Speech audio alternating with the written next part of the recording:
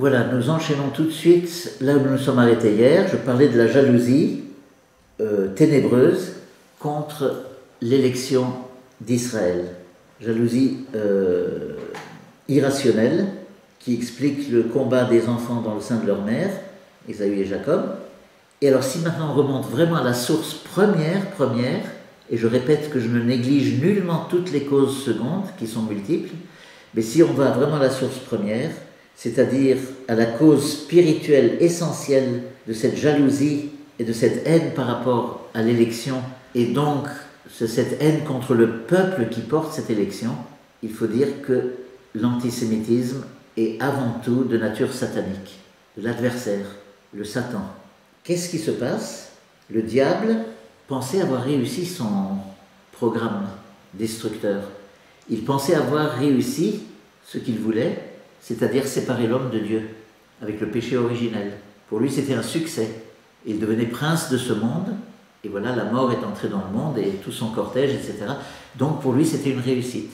Et voilà que Dieu, en suscitant avec une extrême délicatesse ce peuple, avec tous ses défauts, le peuple, donc voilà, eh bien, pour se réconcilier l'humanité, Israël étant le chemin de la réconciliation de Dieu avec toute l'humanité, dans l'histoire, c'est l'échec total du plan de Satan. C'est l'échec, comme une sorte de ruse au sens vraiment positif, la ruse de Dieu qui vient et qui ravit au démon sa proie, c'est-à-dire l'humanité, en la personne de Adam et Ève et de toute leur descendance. Et c'est l'échec. Ce qui veut dire que Satan va vouer une haine qui sera éternelle contre le peuple par lequel cette réconciliation, cet échec s'est fait. Israël, la création même de ce peuple, sa vocation, son élection, les réponses de foi que font Abraham, etc., et toute la suite, c'est l'échec total du plan initial de Satan. Et évidemment, il en voudra de façon abyssale, ténébreuse au peuple. Et cette haine, elle est pour l'éternité. Et c'est pour ça que dans l'Ancien Testament, on pourrait dire que tout l'Ancien Testament est traversé par cet antagonisme entre le peuple élu et les nations païennes. Il y a maintenant donc Ésaü et Jacob, mais là c'est plutôt sous forme de symbole, disons. Plus tard, ce sera Pharaon en Égypte qui voudra noyer les premiers-nés garçons et jeter dans le Nil pour empêcher le peuple de grandir, etc. Plus tard, ce sera encore Babylone, beaucoup d'autres choses. Beaucoup plus tard, plus proche du Christ, ce sera la tentative de helléniser, de paganiser le peuple, en lui faisant renoncer à toutes ces lois qui le mettaient à part, qui faisaient qu'il était le peuple élu, etc. Donc, l'Ancien Testament est traversé par cet antagonisme. Les nations païennes en veulent à Israël, qui se prétend le peuple élu, qui se prétend le peuple qui donne la parole de Dieu, qui rend transparent en quelque sorte l'action de Dieu, l'action que Dieu veut mener dans le monde, pour d'une certaine façon reconquérir, mais dans sa douceur, dans sa délicatesse, et avec notre collaboration, pour reconquérir toute cette humanité qui lui avait échappé au début à cause de l'insoumission de nos premiers parents.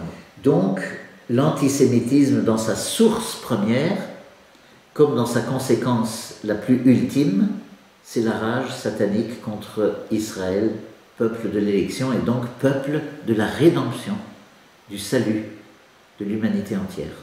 Sans donner de détails, le point culminant dans l'histoire et le plus abyssal de cette jalousie satanique et de cette rage par rapport au peuple élu, c'est évidemment la Shoah, de la Deuxième Guerre mondiale, où il ne s'agissait pas seulement d'exterminer un nombre extrêmement impressionnant de juifs, il s'agissait d'éradiquer l'identité juive, la mémoire juive de l'histoire humaine, pour laisser place au faux Dieu qui voulait prendre la place de Dieu.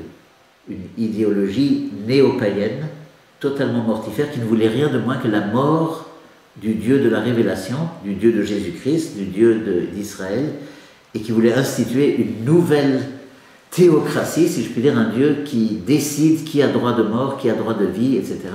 etc. Donc je ne vais pas rentrer dans les détails, mais ça c'est vraiment l'antisémitisme, d'abord dans sa source, telle que je vous l'ai décrite, et là avec sa manifestation la plus ténébreuse possible, la plus satanique qu'on puisse imaginer, qui a été donc la Shoah, et la tentative d'éradication de l'histoire et de l'horizon de ce monde, de ce peuple, qui devait disparaître même en tant qu'identité, parce qu'il était porteur de la mémoire de Dieu, par son élection. Il fallait que cette mémoire disparaisse. Voilà, je ne vais pas davantage explorer là-dessus, mais je vous laisse quand même sur cette réflexion. Nous continuerons demain.